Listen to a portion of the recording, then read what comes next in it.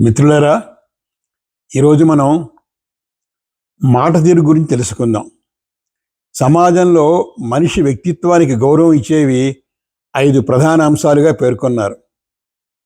వస్త్రేణ వపుషావాచ విద్యయా వినయేన చ వకార పంచకేన ఇవ నరః ప్రాప్నోతి గౌరవం అన్నారు. మంచి వస్త్రధారణ, చక్కని శరీరం, సంస్కారవంతమైన వాక్కు, ఉన్నతమైన విద్య, అన్నిటికీ మించిన వినయం, 5 మనిషి గౌరవం లభిస్తుంది అన్నారు. అయితే అన్నిటికన్నా ఎన్ని ఉన్నా మనిషి యొక్క మాట తీరుని బట్టే సమాజంలో గౌరవం లభిస్తుంది.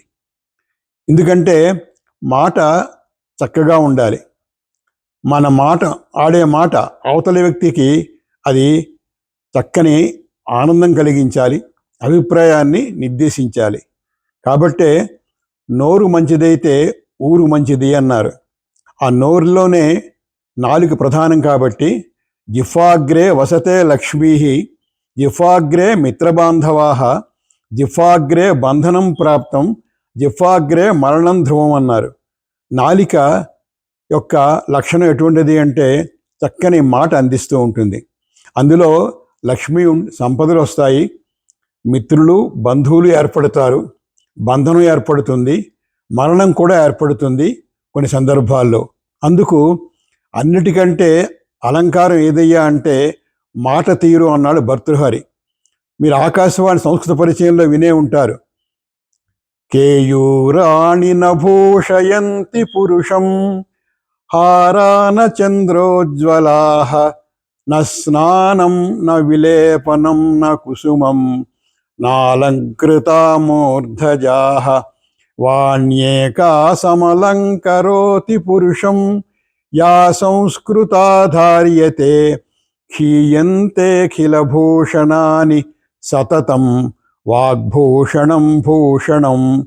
మనిషి శరీరానికి కరచలనాలు అలంకారాలు కానీ మైపోతలు కానీ కావు, చక్కని మాటే అలంకారం అని చెప్తాడు భర్తృహరి అన్నమాట. అటువంటి మాట తీరు చక్కగా స్పష్టంగా ఉన్ననాడు మొత్తం సమాజం అంతా కూడా మనకి ఎంతో ఆనందం కలిగిస్తూ ఉంటుంది. మిత్రులు అవుతారు, బంధువులు అవుతారు అన్నమాట. ఆ మాట తీరు ఎలా ఉండాలి అంటే అది ఎట్టి పరిస్థితిలో కూడా సరైన అర్థం ఇవ్వాలే తప్ప తప్పు అర్థం ఇవ్వకూడదు. అయ్యో నేను ఇలా అనుకున్నాను అని ఇలా అర్థం వచ్చిందనే మాట తీరు ఉండకూడదు అన్నమాట. ఎందుకంటే ఒక మంచి మాట, ఆ మాట అర్థం తెలుసుకోవాలి, అది ఎక్కడ ప్రయోగించాలో కూడా తెలుసుకున్నప్పుడే అది ఆనందం ఇస్తుంది అంటారు. ఏకశబ్దః సమ్యజ్ఞాతః సుష్ఠు ప్రయుక్తః స్వర్గే లోకే కామదుగ్భవతి అన్నారు. ఒక శబ్దం దాని యొక్క స్వరూపం తెలుసుకోవాలి, దాని అర్థం తెలుసుకోవాలి, అది ఎక్కడ ప్రయోగించాలో తెలుసుకోవాలి. చక్కని ప్రయోగ వ్యవస్థలో అది మంచి గౌరవాన్ని అందిస్తుంది. మనం సరదాగా వింటూ ఉంటాం, ఏమిట్రా మాట అన్నావు అంటే ఏమో అర్థం తెలియదు, అందంగా ఉంది అనేసేని అంటూ ఉంటారు. అలా కాకూడదు అన్నమాట. అందుకని మంచి మాట ఉండాలి, మంచి శబ్దం పలకాలి, అది మంచి అర్థాన్ని ఇవ్వాలి, అది మన సమాజంలో గౌరవాన్ని ఇవ్వాలి అన్నమాట. కాబట్టి మనం ఎట్టి పరిస్థితుల్లో కూడా తప్పు మాట మాట్లాడకూడదు. మాటలో ఉండేటువంటి సరైన అర్థాన్ని మనం పంచి ఇవ్వాలన్నమాట. అందుకే ఒక మాట తీరులో శబ్దం దుష్టం అవుతుంది అంటాడు పతంజలి మహాభాష్యంలో అన్నమాట.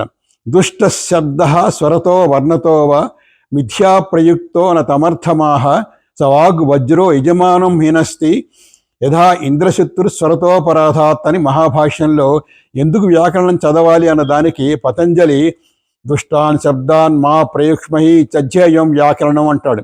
శబ్దం దుష్టం అవుతుంది, దోషభూయిష్టం అవుతుంది.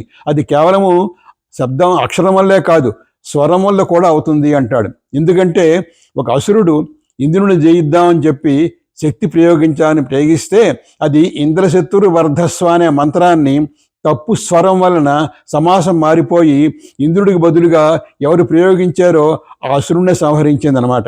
కాబట్టి మన ఎట్టి పరిస్థితుల్లో కూడా శబ్దం దుష్టం కాకూడదు, అది స్వరలోపం కొరకు కాకూడదు. ఎందుకు? ఉదాహరణకి తెలుగులో చూడండి, ఆ అనే పదం ఉంది. ఆ ఆ ఆ ఆ ఒక ఆకారంలోనే అన్ని ఆకారాలు వస్తున్నాయి కాబట్టి స్వరదోషం కూడా రాకూడదని చెప్తారన్నమాట. అయితే మహావ్యాకరణం చదవాలా అని అంటే అంత వ్యాకరణం చదవక్కర్లేదు, కానీ కొద్దిగా వ్యాకరణ జ్ఞానం అంటే శబ్ద జ్ఞానం తెలుసుకోవాలన్నమాట. ఎందుకంటే నువ్వు బాగా చదువుకోకపోయినా సరే నాయన కనీసం కొద్ది వ్యాకరణం చదువు అంటారనమాట. యద్ది బహునాధీశే తథాపి పఠ పుత్ర వ్యాకరణం అంటారనమాట. అంటే శబ్దస్వరూపం తెలుసుకుని అది ఎక్కడ ప్రయోగించాలో తెలుసుకుని దాని అర్థం తెలుసుకుంటే చక్కని ప్రయోగం ఇస్తుంది. లేకపోతే మనకి చిన్నప్పుడు చెప్పేవారు ఎస్ నో ఆల్ రైట్ ఎంత పని చేసావే అని. ఒక ఆయన 3 శబ్దాలు నేర్చుకున్నాడు, ఎస్ నో ఆల్ రైట్ అని. ఒక చోట ఒక ఘోరం జరిగింది, అక్కడ పోలీసులు వచ్చారు, ఈ వ్యక్తి ఇక్కడ నిల్చున్నాడు, నువ్వేనా చేసేవు అంటే అతనికి శబ్దం ప్రయోగించాలనే ఆతృత వలన ఎస్ అన్నాడు.